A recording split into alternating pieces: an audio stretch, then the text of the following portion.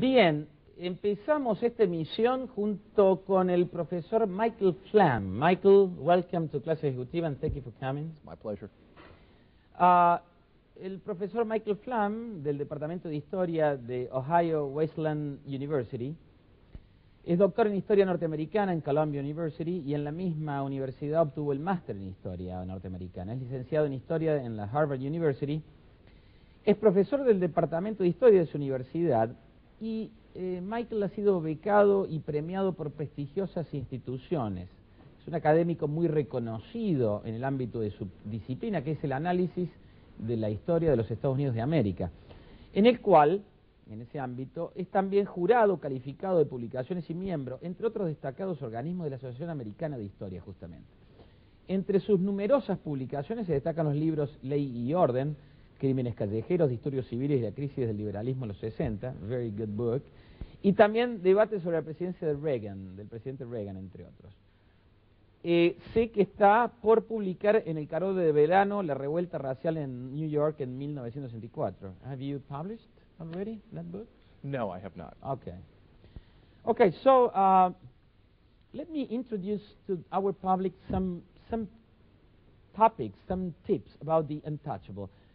En la Chicago de 1920, el abogado y funcionario del Departamento del Tesoro, Eliot Ness, que era hijo de noruegos, fue encargado de detener a Al Capone, Alphonse Capone.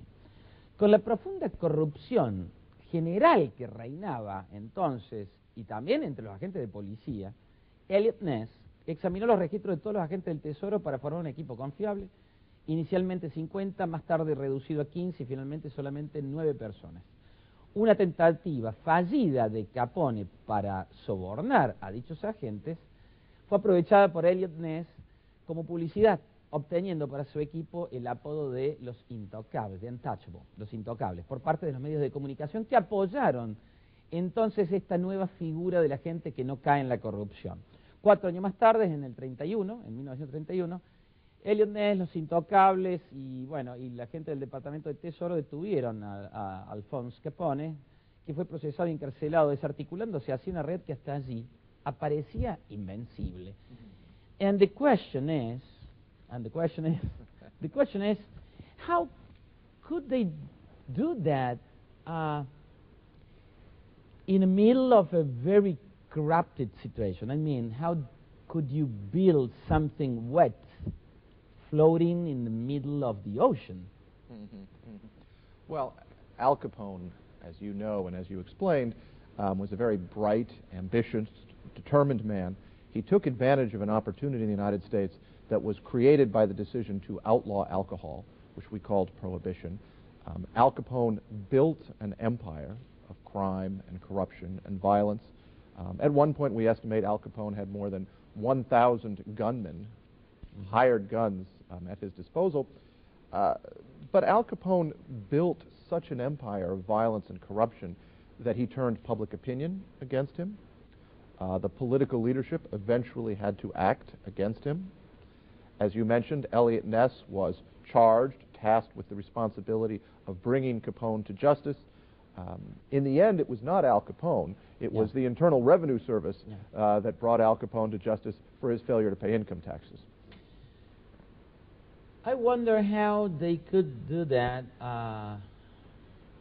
because Capone had some people he had people everywhere, even in politics, even in the police,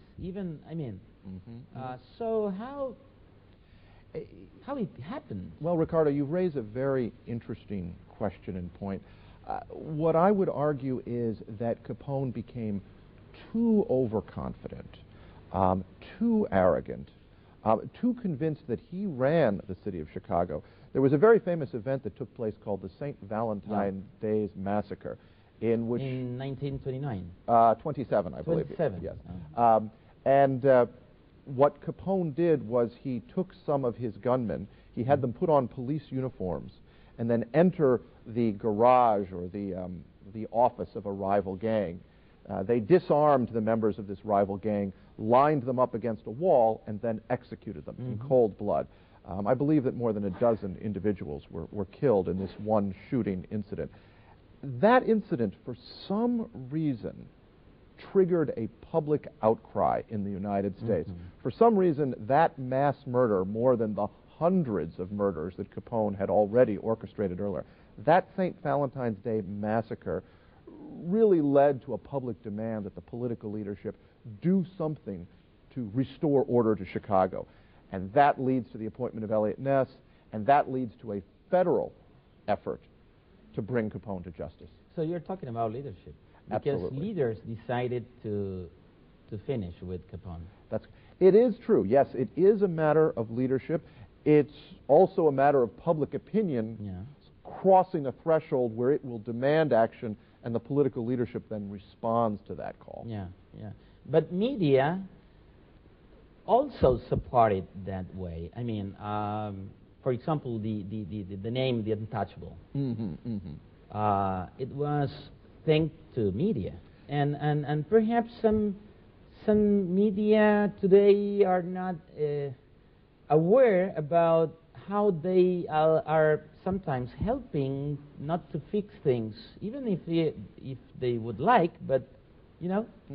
I think again, Ricardo, it's a matter of consciousness also, Mike. It is. I think you've raised a very interesting and important issue about how the media sensationalizes and promotes certain kinds of activities, criminal activities and others, that are not productive or useful for society. It is also true the Capone case illustrates a trend where the media will create a celebrity and then destroy a celebrity. You can certainly make the argument that it was Capone's notoriety, his fame as a gangster, that ultimately contributed to his downfall. Had he got some people in media too? He certainly had friendly reporters in the newspapers who were more than happy to report his side of the story or promote activities that Capone used to bolster his image, for example, as a philanthropist. Al Capone gave away turkeys to the poor every Christmas, at Thanksgiving. At Christmas, Al Capone would distribute money to the poor in Chicago. Capone, in some ways, was an early master of public relations, and he used friendly reporters and others in the media to promote that side of his personality. And reporters, I think, some of them presented Capone like a sort of Robin Hood. Exactly, yes.